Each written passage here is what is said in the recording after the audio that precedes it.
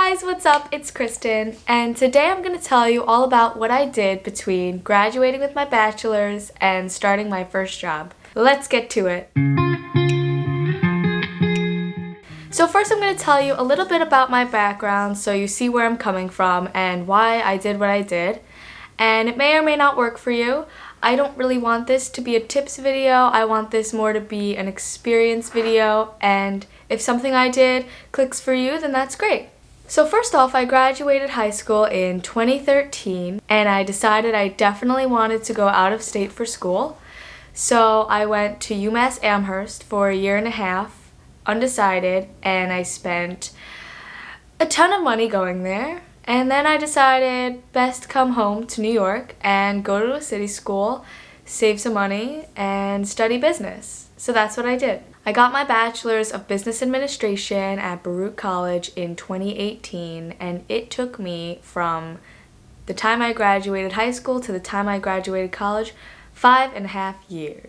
Most of that I'm attributing to the fact that I transferred schools and most of my credits didn't come with me, but I digress.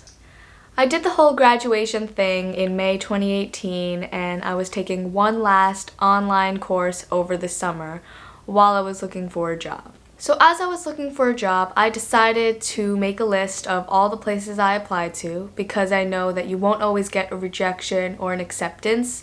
Sometimes you will just get ignored, which is just the most awesome. So I made a list of every single job I applied to, and according to the list, the running total was about 115, and that includes in New York and in other cities as well. I also decided to make a list of rejections I got so that I knew which jobs to cross completely off the list, and that totaled a whopping 39. So out of the 115, I only heard back no's from about 39. Surprisingly enough, I didn't keep track of the acceptances or the invitations to interviews because I had those in my emails and I figured, why brag? No, but actually I was getting kind of tired of the whole situation, and I was just really excited when I got an acceptance. So I interviewed for a few places, and once you start interviewing, you realize if the job is really suited for you. My biggest moral of the story is to not take the first job you're accepted to.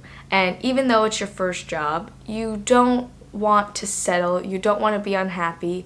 You want this to be a gateway for you into the real world, and you want to enjoy what you're doing. So I had a lot of interviews for sales and marketing because that's what I have my degree in, but not exactly the field I wanted to do. I really wanted to get into advertising, whichever side that led to, either production or selling or buying.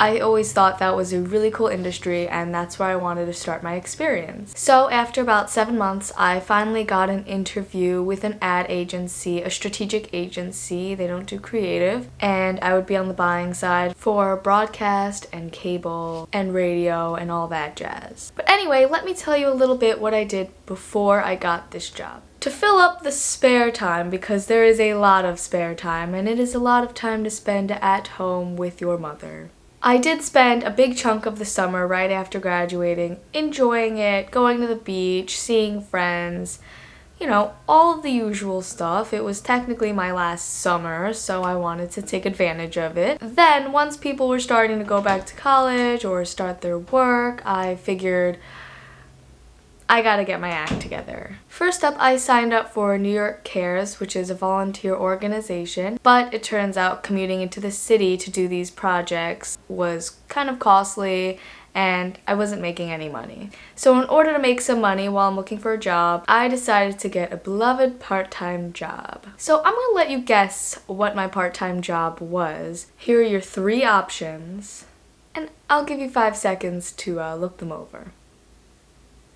Well, if you guessed Amazon delivery driver, you are absolutely correct. They had an advertisement on Indeed, and I took it, and I did that. And I only really lasted a month doing that because, let me tell you, that is a tough job. And I give kudos to all those guys driving around in white vans because those hours are long, the packages are heavy, and most apartment buildings do not have elevators. I made a decent amount of money in that month, and I figured, let me really try to focus on getting a full-time job. Now it's about September. The thought is really sinking in that what if I never find a job? I was getting to a really low point. But what I did was I kept applying. I persevered. I didn't let the timing of the whole thing affect my application process. You just gotta keep editing your resume, making it the best you could be,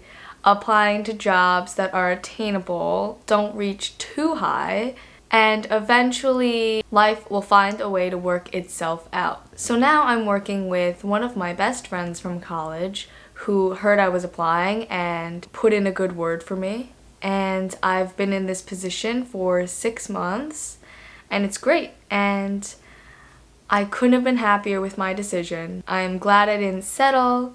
I'm glad I didn't give up.